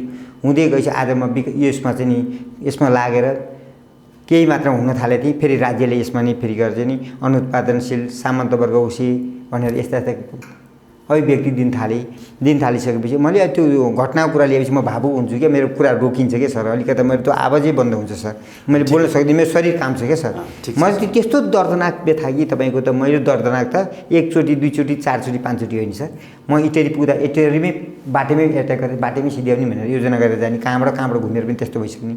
यीमा त कति दुःख भनेको म मोरिया मान्छे तपाईँ कहाँ कुन रूपमा आछु तपाईँलाई थाहा छैन भनेको कारण नै त्यही हो कि म यो चोलैमै छैन जसलाई चाहिँ मलाई परिवारले भन्छ कि तपाईँले धेरै कुरा गर्छन् क्या परिवारले। एक्लै हिँड्दा तपाईँलाई डर लाग्दैन अहिले भन्छ। म मेरो चोला परिवर्तन भएको मलाई नडराउनु, तिमीहरू बसेर खाऊ जे छ त्यही म बाँचिन्जेल मेरो अनुहार हेर, दोस्रो जीवन पाछु भनेको छु। त्यसरी सान्त्वना दिएको छु। भन्दै जाँदै पनि मैले के भन्छु भने हाम्रो सेयर मार्केटमा राज्यले अनुदार नभइदिकन उदार तरिकाले यी मेरा जनताहरू आफ्नै प्रफुल्ल मुद्दामा सेयर मार्केटबाट उद्योगलाई प्रोत्साहन दिने गरी म तिम्रो ड्यामेज भएको उद्योग पनि आफै चलायमान गराइन्छु। यो सेयर बजार पनि अत्याधिक मात्रामा कमाउने बाटो बनाउँछु। अन्तर्राष्ट्रियले पनि एउटा पारो जस्तो हुन्छ, यसबाट पनि पारदर्शी ट्याक्स पनि असुली हुन्छ। 1% ट्याक्समा हिनामिना पनि हुँदैन। जति व्यापार हुन्छ त्यतिको त्यसै गरी नै ट्याक्स असुली भइरहेको छ। त्यसले गर्दामा यसलाई चाहिँ नि उद्धार दिने काम गर्नुहोस्। उद्धार दिन सक्नुहुन्न भने तपाईँ चुपचापसँग शानसँग बस्नुहोस् आफ्नो महलमा। म चाहिँ नि यहाँको माध्यमबाट हाम्रो राज्यको व्यवस्थापकलाई हामीहरू पितामाता तपाईँ हो, बाबुआमा पनि तपाईँ हो, अभिभावक पनि तपाईँ हो, हामीले क्षुद्र बोल्यौँ होला, त्यसमा पनि अपमान पनि शब्द पनि प्रयोग गर्यो होला। आफ्नो सन्तानले बोलेको कुराहरूलाई तपाईँले चाहिँ नि त्यही सन्तान भनेर सम्झेर तपाईँले त्यो गरिदिनुहोस् र हाम्रो सन्तानलाई उद्धार मात्रै गरिदिनुहोस्। समुद्रमा डुबिरहेको छु म, समुद्रबाट तारिदिनुहोस्। 500 र 1000 का नोटहरू चाहिँ कसले लुकाएका छन् मलाई थाहा छ भन्नुहुन्थ्यो। वास्तविकता हो कि त्यो तपाईँले यसो पब्लिक कन्जम्सनको लागि मात्रै बोल्नुभयो? होइन, अब यो हजुरहरूले हेर्न पनि कुरा हो, मैले त्यो दर्शाउने कुरा हो। किन दर्शाउने कुरा भनेदेखि सरकार चेन्ज हुने बित्तिकैदेखिको अर्थ मन्त्रालयको अन्तर्गत गभर्नरका चाहिँ हाम्रो महाप्रसाद अधिकारीजीको लगायतका द्वन्द्व देखिने बित्तिकै र फेरि त्यो द्वन्द्व सुरु हुने बित्तिकै फेरि गएर चाहिँ नि बजारमा चाहिँ ब्याङ्कहरू चलायमानबाट ठ्याक्कै चाहिँ नि बन्द भयो, अचलायमान भने जस्तो किसिमले भयो। अनि त्यसको बावजुद पनि तपाईँको पैसाको चाहिँ नि क्रय शक्ति नै नभएको जस्तो किसिमको पनि देखिन थाल्यो। कारोबार गर्दै जाँदामा कारोबारको 22.5 अरबको कारोबारलाई खुम्चेर गएर ठ्याक्कै चाहिँ नि 2 अरब 2.5 अरब 3 अरबमा खुम्चिन थाल्यो भनेपछि अब लगानीको हिसाबले हेर्दाखेरिमा पनि लगानी तपाईँ ब्याङ्कहरूले पटक्कै छैन। लगानीको हामीले लोन प्रोफाइलको लागि फाइलको लागि हामीले सबै अगाडि बढाएको फाइलहरू सबै क्लोज भयो। त्यसपछि अहिले त अटो लोन समेत पनि बन्द गर्न थाल्यो। हजुर, ब्याङ्कमा पैसा छैन त्यसो भए? होइन, ब्याङ्कमा पैसा त यस्तो नि हजुरको साँडेको जुदाई बाछाको मिचाई भनेर हाम्रो हजुरबाले भन्नुहुन्थ्यो। ठ्याक्कै त्यो के भयो भन्नु निस्किन्छ भनेदेखि अर्थमन्त्री र गभर्नरकै द्वन्द्वको कारणले गर्दा ब्याङ्कहरू चलायमान हुन सकेन। ब्याङ्कका चाहिँ 27वटै ब्याङ्कका सिओहरू र अरू विभिन्न निकायका चाहिँ ब्याङ्क सम्बन्धित निकायहरूसँग उहाँको अर्थमन्त्रीको अर्थ सचिवको र ब्याङ्कका सिओहरूसँग वार्तालाप भएपछि एकाएक चलायमान भइरहेका ब्याङ्कहरू क्लोज हुनु एउटा चाहिँ के भने झाँक्रीले फु मन्त्र गर्ने बित्तिकै तपाईँको बेथा निको भयो भने जस्तै पाराले चाहिँ यस्तो किसिमको अवस्था सिर्जना भयो। अनि 81 पैसा बन्द हुनुमा चाहिँ एक दुईजनाको चाहिँ नि अलिकति टक्रावले गर्दा पनि भइरहेको छ। र त्यसैको सिलसिलामा मैले के भन्छु भने यो 500 त्यो टक्रावको के हो खास वास्तविकता के हो? अर्थमन्त्री र गभर्नर बिचको टक्रावले कसरी असर गर्यो यो अलिकति खुलाइदिनुहोस् त। हजुरलाई के छ भने अर्थमन्त्रीजी पर्नुभयो हालको चाहिँ अर्थमन्त्री। अहिले काङ्ग्रेसको सरकार बनिसकेपछि शेरबहादुर देउवाको प्रधानमन्त्रीको नेतृत्वमा अहिले गठन भएका गठन समूहमध्येबाट हाम्रो माओवादीपट्टिबाट जनार्दन शर्माजी अर्थमन्त्री बन्नुभयो र विगतका चाहिँ नि अर्थमन्त्रीकै पालामा नियुक्ति हुनुभएका विष्णु पौडेलजी अर्थमन्त्रीको पालामा नियुक्ति हुनुभएका प्राइम मिनिस्टर त्यतिखेर हाम्रो केपी शर्मा ओलीजी हुनुहुन्थ्यो। उहाँले नै नियुक्ति गरेको गभर्नर युवराज खतिवडाजी हुनुहुन्थ्यो। उहाँको अर्थतन्त्रको विषयको टक्राव भन्दा पनि राजनीतिक टक्रावको कारणले गर्दाखेरिमा आज चाहिँ नि अर्थमन्त्री चाहिँ फेलियर भएको जस्तो देखियो। ए, अर्थमन्त्रीलाई फेलर बनाउनको लागि महाप्रसाद अधिकारीले रोल खेलिरहेका छन्। एक्ज्याक्टली त्यही हो। ए, अर्थमन्त्रीलाई फेल गराउनको लागि कुरो त्यो रहेछ। हजुर। ओके, तपाईँ हामीले 500 र 1000का नोटहरू विभिन्न बाकसमा चाहिँ प्याक गरेर नेताहरूको नजिकका मान्छेहरूले लुकाएर राखेका छन् चुनावको लागि भन्ने कुरा गरेका थियौँ होइन? त्यो लगत्तै केही बिग मिडिया हाउसहरूले नै न्युज के बनायो भने 500 र 1000का नोट ब्यान गर्नुपर्छ भन्ने आशयले पूर्व गभर्नर लगायतका बाइटहरू चाहिँ आयो होइन? त्यस पछाडि चाहिँ बैङ्कमा एकाएक 11 अर्ब निक्षेप बढ्यो भन्ने कुरा आयो क्या। त्यो हिसाबले त तपाईँले भनेको कुरा त सही पो भयो त। नेताहरूले चुनाव खर्चको लागि पैसा लुकाएर राखेका रहेछन् भन्ने कुरा त वास्तविकता रहेछ भन्ने कुरा बुझिन्छ कि बुझिँदैन? त्यो त हजुरले जुन सोध्नु भएको थियो नि, हजुरले सोध्नुभयो घुमाउरो पाराले। वास्तविकता चाहिँ त्यही हो, एक्ज्याक्टली त्यही नै हो। कारण के छ त भन्दाखेरिमा अहिले नेता कार्यपालिका व्यवस्थापिका न्यायपालिकाले आफ्नो ढुकुटीमा जिम्मा गरेका छैन। व्यावसायिक हो, तपाईँहरू व्यावसायिक हुनुहुन्छ, जस्तै धनाढ्य व्यक्ति हाम्रो नेपालको टप 1 हुनुहुन्छ, उहाँहरूलाई लगेर यो तपाईँहरूलाई निर्ब्याजीमा बरु सबै ट्याक्स पनि दिन्छु, यो पैसा तपाईँले सेफडानी गरिदिनुहोस्, तपाईँ के जाने तपाईँ पर्नुभयो भने हामी बचाउँछौँ तपाईँलाई भनेर त्यो किसिमले काम भएको छ अहिले होइन? त्यो हिसाबले मैले चाहिँ हजुरलाई के छ भने 500 र 1000को नोट सिज हुनुपर्छ। 500 र 1000को नोट ब्याङ्कहरूसँग त्यति छैन कि त्यो पैसा व्यक्तिको घरमा छ त्यति पैसा। त्यस्तै ठुला खेलाडीहरूको माता हातमा लगेर हाम्रा कार्यपालिका व्यवस्थापिका र न्यायपालिकाले यिनीहरूले सेटिङ मिलाएका छन्। त्यो चाहिँ मैले अस्ति पनि भने, आज पनि भने, विभिन्न मिडिया पनि भने, म 50 लाख सेयर धनीको प्रतिनिधि भए नाताले सम्पूर्ण चाहिँ सेयर धनीहरूसँग हामी छलफल कार्यक्रममा बता पनि यो 50 र 500को नोट र 1000को नोट सिज भएन भनेदेखि ब्याङ्कहरू धाराशायी हुन्छन्, कुनै पनि बेलामा खत्तम हुन सक्छन्। त्यसले गर्दामा यो 500 र 1000को नोटलाई चाहिँ यदि छिटोभन्दा छिटो राख्ने व्यक्तिहरूले होइन, निमुखा वर्गहरूले कार्यपालिका र व्यवस्थापिका न्यायपालिका भन्दा बाहेकमा उनीहरूकै रिस्कमा राखेका पैसा चाहिँ पनि एकदम इमिडिएटली ब्याङ्कमा डिपोजिट गर। अन्यथा तिमीहरू त्यो पैसामा चाहिँ नि जङ्गलको चाहिँ पत्कर सरह हुन्छ, त्यो खोस्टा हुन्छ, कि जलाउनै पर्यो कि मलको खाडलमै हाल्नु पर्यो होइन, कि भने समुद्रमा बगाउनु पर्यो, अन्यथा त्यसको विकल्प रहँदैन। राज्यले हाम्रो राज्य नै हो, हाम्रो अभिभावकै हो भनेदेखि त्यो 500 र 1000को नोट राज्यले राष्ट्र ब्याङ्क लगाएर प्रकाशन गरेका नोटहरू त्यो कसरी खोज्ने हो, कति रकम प्रकाशन भएको छ 1000को र 500को नोट, कति हाम्रो देशमा हाम्रो ब्याङ्कहरूले चलायमान भएको छ, त्यसलाई हेरेर त्यो 500 र 1000को नोट इमिडिएटली आजको मितिबाट यति मितिभित्रमा तपाईँले पैसा डिपोजिट गर्नु ब्याङ्कहरूमा, अन्यथा सबै पैसा सिज हुँदैछ यति मितिभित्रमा भन्ने उहाँले भन्नुभयो भनेदेखि राम्रो हुन्थ्यो। नत्र निमुखा वर्ग चाहिँ मर्छन्, पिल्सिन्छन्। निमुखा त जहिले पनि पिल्सेकै हुन्। तर राज्यका विभिन्न निकायमा बसेका व्यक्तिले चाहिँ नि सोचबुझ विचार पुर्याएर यो 500 र 1000 को नोटलाई चाहिँ इमिडिएटली जानकारी गराइदिउँ र हामीले यो नोटलाई चाहिँ नि परिवर्तन गरिदिउँ। त्यो यो भन्दै गर्दा त्यो 500 र 1000 को नोट बैंकसँग नभएको कारणले पनि बैंकले चाहिँ अहिले आफ्नै निक्षेपबाट पनि पैसा निकाल्नको लागि चाहिँ 5 लाखको ब्यारियर राखेको छ भन्ने कुरा सुनिने हो। त्यहाँसम्म गइरहेर मैले पुगेको छैन। बैंकले अहिले आफ्नै पैसा निकाल्न पनि 5 लाखभन्दा बढी चाहिँ दिनमा निकाल्न दिँदैन भन्ने कुरा सुने। होइन, त्यो त घोषणै गरे नि, त्यो त घोषणै भयो नि। आफ्नै पैसा निकाल्न पनि 1 करोड कसैले बैंक ब्यालेन्स राखेछ घरै किन्नलाई, घरै बनाउँदैछ भनेर राखेछ भने इमिडिएटली त्यो पैसा निकाल्न नदिनु भनेर राष्ट्र ब्याङ्कबाट सर्कुलर गर्न लगाइसकेको छ। राष्ट्र ब्याङ्कबाट भनेदेखि यो त तलतिरको वर्ग त जतिखेर पनि पिल्सेकै पिल्सा हुन्। अरबको पोका चाहिँ नि व्यक्तिको घरमा छ भनेपछि बैंकसँग पैसा छैन, व्यक्तिको घरमा चाहिँ अरबको पोका छ। अरबौँको चाहिँ नि कार्टुनका पोकाहरू छन्, तर व्यक्तिको घरमा छैन। व्यक्ति कहाँ चाहिँ राख्न लगाएको राजनीतिक दल अहिले मैले भने 3टा निकालेर राख्न लगाएको ठाउँमा चाहिँ त्यो ठाउँमा छ। पब्लिकै पनि, हामी पनि पब्लिक, राजनीतिक दलका पनि पब्लिक हौँ, तर राजनीतिक दलको छत्रछायामा बसेका व्यक्तिहरूका राखेको जो पैसाहरू छ त्यो चलैमान भएको छैन। होइन, तपाईँले बताइदिनु पऱ्यो कि अस्ति त अब मेरो ज्यानको असुरक्षा छ, म मरोस् भने तपाईँ चाहनुहुन्छ भनेर मलाई होइन सेन्टिमेन्टल उसमा ट्र्याकमा लैजानु भयो। त्यही भएर मैले होइन ठिकै छ नाम त नभनिदिनु भनेको। अरू भ्रष्टाचार विरोधी अभियन्ता भरत जङ्गमसँग पनि मैले कुरा गरेँ। उहाँले चाहिँ के भन्नुभयो भने नेताहरूको प्यारी सालीको घरमा हुनसक्छ भन्नुभयो। नेताहरूको प्यारी साली पनि छ, नेताहरूको प्यारा व्यावसायिक मेन पनि छन्। नेताहरूका विभिन्न निकायका सङ्घ संस्थामा बनाइरहेको सङ्घ संस्था पनि उहाँले अविलम्ब बनाएका छन्। उहाँहरूले त महिना दिनमा होइन, महिना दिनमा अब तपाईँको यो सनसनीपूर्ण हुन थालेपछि अब चेन्ज हुन थाल्छ गोदामहरू। गोदाम चेन्ज हुन्छ अब इमिडिएटली। यति गोदाम चेन्ज हुन्छ, राज्यले कतिखेर कुन निकायबाट कुन स्रोतबाट त्यसलाई चाहिँ सिज गरिदिनु हो भनेदेखि नि यो पैसा यतिखेर चलैमान हुन्थ्यो। नेताहरूको पैसा सिज गर्छ त राज्यले? होइन, गर्दैन त, त्यही त भन्दैछु तिमीले। एउटा व्यक्तिले 17 लाख रुपियाँ जग्गा किन्नको लागि लाँदै गर्दा बनेपाबाट काठमाडौँ आउँदै गर्दा प्रहरीले पक्र्यो भने स्रोत नखोलेको सम्पत्ति भनेर जफत गर्छ।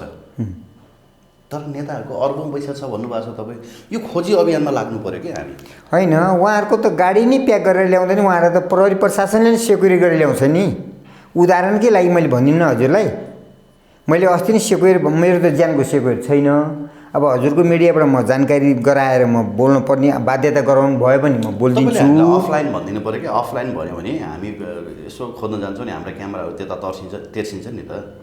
सरलाई सरकै सुरक्षा अङ्ग बनाएर कोही पनि एउटा सानो साधारण मन्त्री छ भने त्यसको मन्त्रीलाई त खतरा हुन्छ भने ती माथिल्ला निकायबाट त्यही क्षेत्रबाटै हुन्छ नि।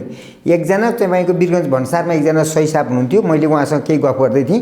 गफ गर्दा जाँदा म यो प्रहरी प्रशासनको एउटा सही छु, तर मैले एकदम पारदर्शिता गरेँ पनि म कतिखेर कति मिनट कति घन्टामा मेरो मौत हुन्छ, मेरो प्रशासनबाटै मौत हुन्छ, बाहिरी गुन्डाबाट होइन, म प्रशासनबाटै मौत हुन्छु। म कारण के त म पारदर्शी छु।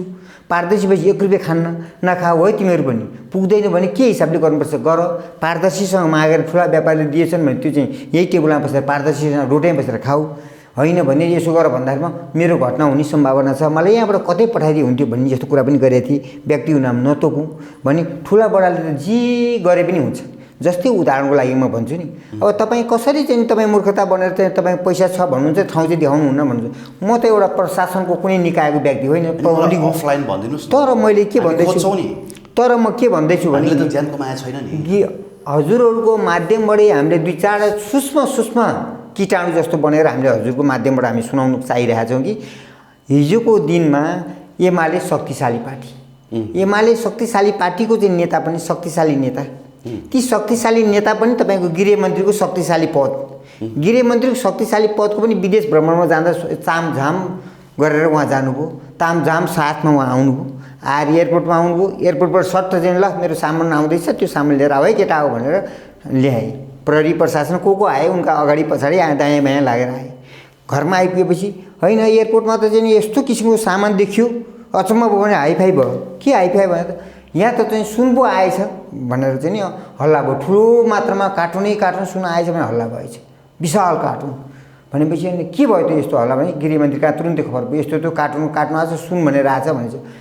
ल 2-4 पुलिसलाई आइजिपी ककालाई भन्नुपर्ने कुरा भनिसकेपछि सरर साइरिङ बजाएर चाहिँ उहाँ एयरपोर्ट पुगे। यहाँको हाकिम को भने फलानु, खै त्यसलाई झिकाउ तुरुन्तै बोलाऊ त्यसको जागिर खाने मान्छे चाहिँ के भयो हजुर भन्दा त तिमीलाई केही थाहा छैन भन्दा म चाहिँ नि विदेशबाट आउँदाखेरिमा मेरो किचनमा के सामान आउँछ के सामान आउँदैन तिमीलाई थाहा छैन यहाँ सुन भनेर आएको रहेछ त अगाडिपट्टि ल थप्न सक्दैन तिमीले तेरीमा बेकु पढ्या कि नपढ्या तिमी भनेर हप्काएछन् वामदेव गौतमजी गृहमन्त्री हुँदा हजुर गृहमन्त्री हुँदाको अवस्थामा भनेपछि तपाईँले ल पनि थप्न नसक्ने मान्छे के पढेर तपाईँ यहाँ आउनुभयो कार्यालय प्रमुख फेरि त्यसपछि एयरपोर्टको भन्सार विभागको एयरपोर्ट विभागको प्रमुख भएर आउनु ल थप्न नसक्नेले एउटा ल पनि जान्दैन तपाईँले यहाँ त सुन लेखेर छ ल थप्नुहोस् न त्यो त परि थापाको प्रतिवेदनले स्पष्ट भनेको छ नि वामदेव गौतमले 2 भागको सुन ल्याएको भनेर मलाई भन्नुभएको छ भरत जङ्गमजीले अब पार्टीले उहाँलाई गृहमन्त्री हुँदा कारबाही तपाईँले के कारबाही गर्ने त मलाई भन्दाखेरि मलाई कारबाही गर्नु पर्दैन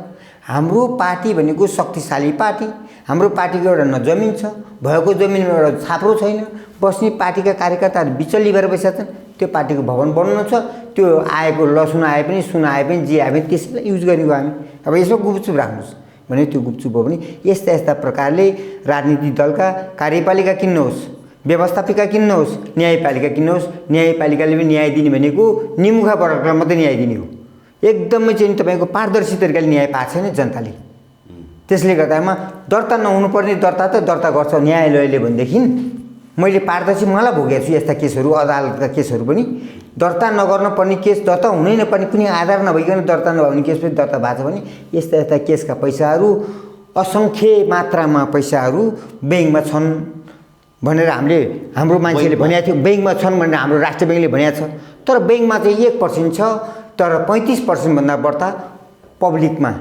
सेक्युर गरेर यी 3टा छाताको सङ्गठनभित्रमा बसेर त्यो पैसा बाहिरी व्यक्तिहरूको हातमा छ त्यसले गर्दा ब्याङ्क चलायमान गर्न सक्ने शक्ति नै छैन ब्याङ्कमा छ त भनेको छ ब्याङ्क चाहिँ छ ब्याङ्कमा राख्ने ढुकुटी पैसा राख्ने ढुकुटीको बाक्सा चाहिँ छ तर ब्याङ्कमा पैसा छैन त्यसले गर्दा ठोस सूचना भएदेखि चाहिँ त्यो घरभित्र छिर्नुहुन्थ्यो अब काठमाडौँभरिका घर खोज्दै हिँड्ने कुरो त भएन ठोस सूचना भए चाहिँ यो घरमा छ भन्ने थाहा पाएदेखि चाहिँ होइन ट्याक्क लाएर यसो प्रशासनसँग मिलेर रेड हाल्नुहुन्थ्यो कि प्रशासनसँग मिल्नुहुन्छ हजुरहरू एउटा सक्षम भएर प्रशासन त तपाईँको अख्तियारकै प्रमुखै गइसके पनि म त अख्तियारको प्रमुख तिम्रो फलानु गोदाममा चाहिँ यति खरब रुपियाँ छ यति अरब रुपियाँ दाम छ तिमी इमिडिएटली त्यो ठाउँमा गोदाममा हामी चाहिँ घुमाउरो पाराले आउँछौँ 50वटा घर घुमेर त्यतिखेरसम्म तपाईँ सबै साइडसम्म उहाँले भन्नुहुन्छ करका प्रमुखले भन्नुहुन्छ कुन निकाय छ त्यहाँ शुद्ध भनेको सूचना लिक गर्दिनु शुद्ध भनेको त हामी पब्लिकको कृषि काम गर्ने पशुपालनको काम गर्ने फलफुलको काम गर्ने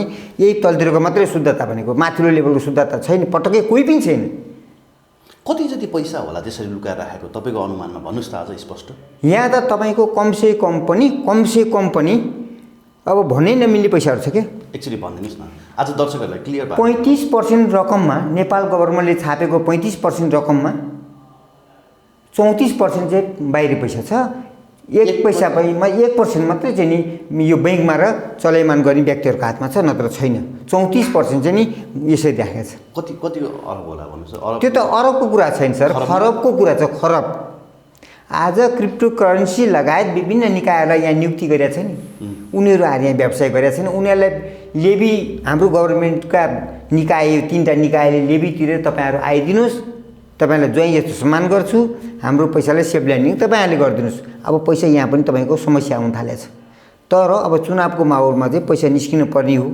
विभिन्न देशले चाहिँ हामीलाई सहयोग गर्यो विभिन्न देशबाट हामीलाई चाहिँ नि चुनावी खर्च भनेर दियो सहयोग भनेर दियो विभिन्न दियो भने चाहिँ त्यो माध्यमबाट बाहिर राखेका पैसाहरू ल्याउनु पर्ने हाम्रा राजनीतिक दलका कार्यपालिकाका व्यवस्थापिकाका न्यायपालिकाले चाहिँ राखेको छ बाहिर भने त्यो चाहिँ चुनावी माहौललाई चाहिँ अलिकति केही सहयोगको लागि आउन सक्छ कि भन्ने हामीले अनुमान गरेर सेयर बजारका साथीहरूलाई हिजो बेलुका हामीले चाहिँ छलफल कार्यक्रम राख्यौँ हिजो 8 बजीसम्म बस्यौँ हामी पनि कुनै एक ठाउँमा छलफल गर्दाखेरि यस्तो छ पैसा अब अलिकति चुनावी माहौल भएकोले गर्दा विभिन्न देशबाट सहयोग विभिन्न व्यक्तिहरूले राखेको लुका पैसा पनि निस्किन्छ होला र पैसा यो 1000 र 500को त कुनै पनि बेलामा को सक्षम भएर कुन बहादुर निस्किन्छ हाम्रो देशको अभिभावक त्यसलाई हामी पूजा गर्छौँ 50 लाख शेयरधनीले आउँदा दिनमा हामी 3 करोड जनताले उनीहरूको लागि उनीहरूकै सपोर्टिङमा हामी चाहिँ चुनावी खर्चमा पनि दिन्छौँ चुनावमा भोट पनि दिन्छौँ उनीहरूलाई जय जयकार पनि गराउँछौँ भन्ने हामीले एउटा चाहिँ छलफल कार्यक्रम राख्यौँ तर अब के गर्नु तपाईँको ज्यान पनि बस्ने जनताले यसो अलिकति जनताले चाहिँ क्ल्यु पनि पाउने अथवा भनौँ हामीले पनि त्यो क्ल्यु पाउने हिसाबले भनिदिनु न यो ठाउँमा यति नजिक गयो भने चाहिँ तिमीहरूले भेटाउँछौ भन्ने कुरा अलिक भनिदिनु न। होइन त्यसरी त मैले भन्न सक्ने वातावरण छैन, किनभने तपाईँलाई अहिले बनेका चाहिँ नि गृहका प्रमुख प्रशासकीय प्रमुख आइजिपी जस्ता व्यक्तिहरू तपाईँलाई इन्टरभ्यू दिए पनि उहाँले पनि देखेर आए पनि मलाई त त्यो थाहै छैन हजुर भनेर हजुरको माध्यमबाट भन्नुहुन्छ भने, सेना प्रमुखले भने पनि त्यही भनिदिनुहुन्छ भने विभिन्न ठुला निकायले पनि बोल्न सक्दैन। किन बोल्न सक्दैन भने यहाँ त राजनीतिक दल भनेको नि, राजनीतिक दल भनेको यस्तो चिज हो कि तपाईँ हामी यहाँ बसेर गफर्दा गर्दै हामी त्यो तल भरेको श्रेणी नपुग्दा हामी कहाँ हुन्छौँ थाहै छैन। यो संसारबाट पर जानुपर्छ, केही फरक पर्दैन। त्यसले गर्दा होइन मर्ने निश्चित छ। हामीलाई त्योसम्म पुग्न सक्ने क्षमता छैन, त्योसम्म पुग्न सक्ने क्षमता छैन। किनभने हामीले त प्रष्टसँग ल्याउँदैथ्यौँ, हामीले त्यो पैसाहरू निकाल्दैथ्यौँ। हामीले 22 अरबसम्म पर डेमा चाहिँ नि 1 करोडबाट कारोबार सुरु गरेर अरबमा पुग्यो, अरबबाट 22.5 अरबसम्म कारोबार गर्न सुरु गरेपछि ठ्याक्कै यो त पारदर्शी ट्याक्स असुल हुने संस्था रहेछ, योबाट पैसा चलैमान हुने भयो, यो पैसा ठ्याक्कै बन्द गरिदिउँ भनेर हाम्रो चाहिँ नि बालकोटको हाम्रो अभिभावक र बालुवाटारको हाम्रो अभिभावकको चाहिँ नि द्वन्द्व भयो। द्वन्द्व भएपछि के भयो भन्दा बालकोटको अभिभावकले कार्यकर्ता राख्नु भएको थियो राष्ट्र ब्याङ्कमा, बालुवाटारको अभिभावकले राख्नु भएको थियो अर्थ मन्त्रालयमा। यो अर्थ मन्त्रालयको भवन र बालुवाटारको चाहिँ नि राष्ट्र ब्याङ्कको भवन जुत्दाखेरिमा, यी 2.5 जुत्दाखेरिमा हामी मऱ्यौँ। हामी शेरधनीलाई उद्धार गर्ने मान्छे कोही छैन। आज हाम्रो 44 खरबको प्रपर्टीलाई चाहिँ घटेर गएर 36 खरबमा आउँदा पनि राज्य निकाय चाहिँ नि निकममा जस्तो बेखबर जस्तो होइन। राज्यमा हाम्रो चाहिँ राज्यको निकाय नै छैन, सबै राजीनामा दिएर बसेका छन्। हाम्रो वृद्ध बाबाहरूलाई हामीले आधेघाट पुर्याइसकेका छौँ भने जस्तो पाराले भइसक्यो। वृद्ध बाबाहरू पनि तिमीहरू चाहिँ नि हामीलाई दुःख नदिदिनुहोस् न बाबा, हामीले त अभिभावक बनाएर पठाएको तपाईँहरूलाई। आज हामीले 22 खरब, तपाईँले केही नबोल्दा 22.5 खरब पुर्याएको, 22 खरब पुर्याएर ट्याक्स प्रतिशत असुल हुन थालेपछि 5%बाट 7.5% बनाइदिनु भयो। जति बढी आम्दानी भयो त्यति बढी ट्याक्स लगाउने त होइन त। ट्याक्स त व्यापारीहरूले के गर्थे भने धेरै आम्दानी भयो भने थोरै ट्याक्स लगाएर ट्याक्स बढी असुल गर्ने सिस्टम हुन्थ्यो। यो त पारदर्शी संस्था छ, दिनको अरबौँ रुपियाँ तपाईँलाई ट्याक्स असुल हुने संस्था हो भनेर मैले अस्ति हजुरको माध्यमबाट पनि के भनेको थिएँ भने तपाईँहरूले हाम्रो लयमा तपाईँहरूको लय तपाईँहरूको बुद्धि विवेकलाई चाहिँ त्यो प्रयोग गर्नुहुन्न छैन भनेदेखि पनि हाम्रो लयमा हाम्रो बुद्धि विवेकले हामीलाई काम गर्न दिनुहोस् न। हामी गोबर छोडेर होस् क्या, तपाईँको कुनै कृषि प्रधान देशलाई सहयोग गरेर होस् या व्यापार गरेर होस् या उद्योग गरेर होस् या कुनै अन्तर्राष्ट्रियबाट सामान ल्याएर होस्, तपाईँलाई बढीभन्दा बढी राज्यलाई ट्याक्स दिने माध्यम हामी बनाउँछौँ। तपाईँहरूले कृषक लेभलको निमुखा वर्गलाई चाहिँ ट्याक्स असुली काम नगरे तापनि हामीहरू लेभलबाट हामीलाई 22.5 अरब पुग्यो, हामीलाई 22 खरब पुर्याउनु देऊ न दिनको पैसा त हाम्रो तपाईँहरूबाटै आउँछ, अन्तर्राष्ट्रिय आउँछ। अन्तर्राष्ट्रियबाट आउन लागेको या नारायण ग्रुपलाई पनि प्रवेश गर्न दिनुहोस्, अन्तर्राष्ट्रिय व्यापारीलाई पनि हाम्रो देशमा प्रवेश गर्न दिनुहोस्। व्यापार गरेपछि प्रोफिट भएको पैसा उनीहरूलाई पनि लान दिनुहोस्। यहाँ अझभन्दा बढी तपाईँलाई ट्याक्स मिना गरेर तपाईँ उद्योग धन्दा ल्याउनुहोस् भनिदिनुहोस्। उद्योग ड्यामेज भएको उद्योगलाई चलायमान गर्न भनिदिनुहोस्।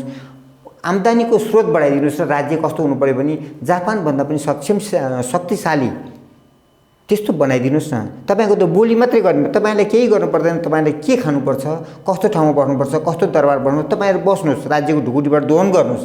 तर तपाईँले बोलेर बिग्रिन्छ भने नबोलिदिनुहोस् न भनेर हामीले अनुरोध गऱ्यौँ। तर हाम्रोलाई ठ्याक्कै बिर्को लगाइदिनु भयो, दहीको ठेकीमा बिर्को लगाइदिनु भयो। त्यो दही कसैले खान पनि पाएन, त्यो त्यही किरा फरेर मर्ने भयो। हामीलाई चाहिँ त्यस्तो अवस्था भयो। आज 44 खरबको मार्केट आज गएर 36 खरबमा झऱ्यो। त्यस्तो अवस्थामा नि राज्यको निकायले कसैले एक शब्द बोलिदिनु भएको छैन। हामीलाई धेरै दुःख छ। किन दुःख छ भने न अर्थमन्त्रीले बोलेको भ्यालु हुन्छ, अर्थमन्त्रीले राम्रो बोल्दै हुन्छ। अर्थमन्त्रीलाई नियुक्ति गर्ने व्यक्ति प्रचण्डजी, उहाँले चाहिँ यो त अनुत्पादनशील हो, सामन्तै वर्गको संस्था हो, यसलाई चाहिँ कुनै पनि बेलामा चाहिँ धाराशाही गर्नुपर्छ भन्नुहुन्छ। प्रधानमन्त्री हाम्रो देशको अभिभावक, देशको मेरुदण्ड, काङ्ग्रेसको चाहिँ धरोहर, उहाँले चाहिँ के भने आज आएर यो संस्थामा आएको 7 महिना नाग्नु लाग्यो। उहाँले शब्द बोलिदिनु भयो कि सेयर बजारलाई हामीले उत्थान गर्नुपर्छ। सेयर बजार भनेको एउटा पारो हो, यो अन्तर्राष्ट्रिय जगतमा पनि देखिने चिज हो। यो सक्षम भएन भने हामीलाई अन्तर्राष्ट्रियबाट कुनै किसिमको सहयोग पनि आउँदैन र हामीलाई आम्दानीको स्रोत पनि कम हुँदै जान्छ। त्यसले गर्दा यसलाई चाहिँ नि उद्धार नीति ल्याउनुपर्छ भनेर हाम्रो प्राइम मिनिस्टरले बोलिदिनु पर्थ्यो। केही कति पनि बोलिदिनु भएन। त्यसपछि हामीहरू धेरै चिन्तित छौँ, धेरै दुखित छौँ। म दुखित होइन, मेरा साथीहरूको मलाई पठाएका सन्देशहरू यो सन्देश हजुरको माध्यमबाट पुर्याउन खोज्दैछु मैले प्राइम मिनिस्टरका कानमा पुगोस्। अर्थमन्त्रीजी विचाराले के गर्नु प्रचण्डजीले जे बोल भन्यो त्योभन्दा बाहेक बोल्न जानु सक्नुहुँदो रहेछ। ऊर्जामा पाएको शक्ति उहाँलाई चाहिँ त्यसै ड्यामेज भएर गइगयो। उहाँको त धिक्कार छ हामीलाई। हेर्दा हे जनार्दनजी तपाईँ त भोलिको प्रधानमन्त्री भनेर हामीले आश्वासन गरेका थियौँ तर तपाईँको त ऊर्जामा पनि एउटा त्यही कुलमानले मात्रै शक्ति प्रदान गरिरहेको छ। कुलमानकै शक्तिले तपाईँको नाम बिगारेको रहेछ। एउटा सानो कार्यकर्ताले चाहिँ जयकार गर्ने काम गरेर देखाउने तर माथिल्लो लेभलको चाहिँ काम बिगारेर पनि उसको नाम उज्जवल हुँदो रहेछ भन्ने जस्तै भयो। त्यसले गर्दामा तपाईँहरूले जनताको हितभन्दा बाहेक अहितमा काम नगरिदिनुहोस् भन्ने मेरो सन्देश छ। यस्ता लुकाउने पैसाहरू होइन। तपाईँ अभिभावक भएपछि तपाईँ पनि मर्नुपर्छ। तपाईँ पनि जन्मिएको चाहिँ नाङ्गै जन्मेर आएको हो। छोटो समय खेल्ने हो। छोटो समयमै हामी चाहिँ जानुपर्छ त्यही हारीघाटमा। त्यसले गर्दामा तपाईँहरूले पनि मेरा प्यारा जनता मलाई कहिले पनि भोटै माग्नु नपरोस्। म चुनावमा जाँदामा म यहीँबाट आह्वान गर्छु म चुनाव हुँदैछ फलानु मितिमा म चाहिँ फलानु पार्टीबाट यसरी गर्दैछु। पार्टी भनेको सबै हाम्रो एउटै परिवार हौँ तर 5वटा औँला छ। कोही छोटा कोही मोटा छन्, कोही एमाले छन्, कोही काङ्ग्रेस छन्, कोही जसपा छन्, कोही समाजवादी छन् होइन। इत्यादि चाहिँ धेरै पार्टीहरू छन्। जसलाई विवेक पुग्छ त्यतिलाई दिनुहोस्। जो सक्षम छ देशलाई उन्नति प्रगति जनताको हितमा काम गर्न जसले सक्छ त्यसलाई भोट दिनुहोस्। मलाई भोट दिनुहोस् नभन्नुहोस् है अभिभावक हो तपाईँहरूले। मलाई भोट दिनुहोस् मेरा जनता हो भने तपाईँले कहिले पनि नभन्नु। तपाईँले कति काम गरेर देखाउनु भएको छ जनतालाई, कति खुसी बनाउन सक्नु भएको छ जनतालाई, त्यही हिसाबले मात्रै हामीलाई भोट दिनुहोस् है भन्नुहोस् कि म काङ्ग्रेसको हुँ मलाई भोट दिनुहोस्, म एमालेको हुँ मलाई भोट दिनुहोस्, म समाजवादीको हुँ मलाई त्यो भन्ने होइन। मैले काम गरेको मूल्याङ्कन तपाईँले गरिदिनुहुन्छ भन्ने आशा राख्दै मैले चुनावी मैदानमा आउँदैछु। मैले गरेको कामको मूल्याङ्कन तपाईँले अहिले चाहिँ पारदर्शी तरिकाले भोट दिनुहोस् कि मलाई दिनुपर्छ भने नभनिदिनु। त्यसरी भोट दिँदैन क्या। अब त्यो काम गरे आधारमा भोट दिनु भने त्यहाँ कसैले पनि भोट पाउँदैनन् होइन। मैले सोध्न खोजेको कुरो नि एउटा हजुर एमसिसी पास भएपछि सेयर बजार उकालो लाग्छ भन्थे खोइ त उकालो त लागेन। सेयर बजार त अझै पनि तातम्य छ। त्यो हजुरलाई अस्तिको मैले एउटा सानो माध्यमबाटै पनि यसैको माध्यममा पनि राखेको थिएँ। एमसिसी पास गर्ने बित्तिकै घर समुद्र थुनिएर बसेको बाँध उहाँ चाहिँ पहिरोले गरेर बन्द भएर बसेको थियो समुद्र। ट्याक्क बाँध खोलिने बित्तिकै घरेर पैसा आयो ओहिरिआएको थियो ओहिरिने होइन। त्यो त के छ भने एमसिसीबाट आउने पैसा 55 करोड अमेरिकी डलर पैसा एउटा योजना बनाएर ल्याउने। यो हाइड्रो सेक्टरलाई बाटो बनाउने, टावर बनाउने, सब स्टेसन बनाउने सारा काम गर्ने एउटा त्यो संस्था हो। आउने बित्तिकै जादु छोडी जस्तो अमेरिकाले फु गरिदिएको थिएँ। मैले त बाटो पनि बनेको, टावर पनि बनेको, हाइड्रो पावर पनि बनेको, सुरुङ पनि बनेको, सारा बनेको होइन। ती 5 वर्ष कार्यकाल हो। 5 वर्षभित्रमा आउने त्यो 55 करोड अमेरिकी डलर 55 करोड अमेरिकी डलर त्यो डलर 5 वर्षभित्रमा आउने हो। त्यो पैसा पनि सकेसम्म हाम्रै खातामा हाम्रैमा हालिदिनुहोस्। तपाईँहरू नआइदिनुहोस् हामी नै गर्छौँ। हाम्रो नेपालमा आउने पैसा तपाईँहरूको माध्यममा आएर काम गरिदिनु होइन। हामीले नै हाम्रो हिसाबले काम गर्छौँ भन्छ। तपाईँहरूको त काम गरे शैली त देखिसक्यो हजुर। नेपालका अभिभावक हो तर तपाईँहरूले त जनता मारेर खाने हो। अस्ति भर्खर चाहिँ एकजना हाम्रा छिमेकी राष्ट्रका राष्ट्रपति आउनुभएको थियो सी जिनपिङ।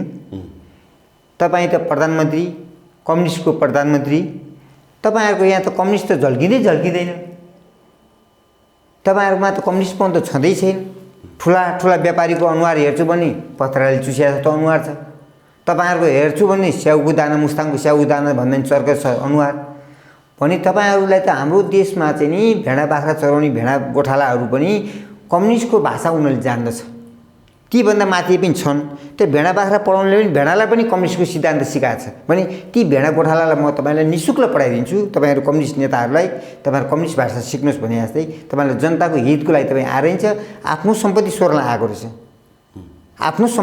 आएको रहेछ भनेर उहाँले औँल्याएर भनिदिनु भयो। जस्तै चाहिँ नि उदाहरणको लागिमा 10 वर्ष जनयुद्ध गर्नुभयो। कतिको बलिदान भए 17,000 मरे भने अदृश्य रूपमा 85,000 भन्दा बढी मान्छे मरे होलान्। पछि गएर चाहिँ नि यो गत वर्षमा आएर होइन 17,000 मरेको भनेर साराले आरोप लगाएका छन्। साराले हो हुन त पहिला मैले भने पनि थिएँ तर मैले मारेको चाहिँ 5,000 मात्रै हो। ठक्क चाहिँ 5,000 मलाई भन्नुहोस् भनेर।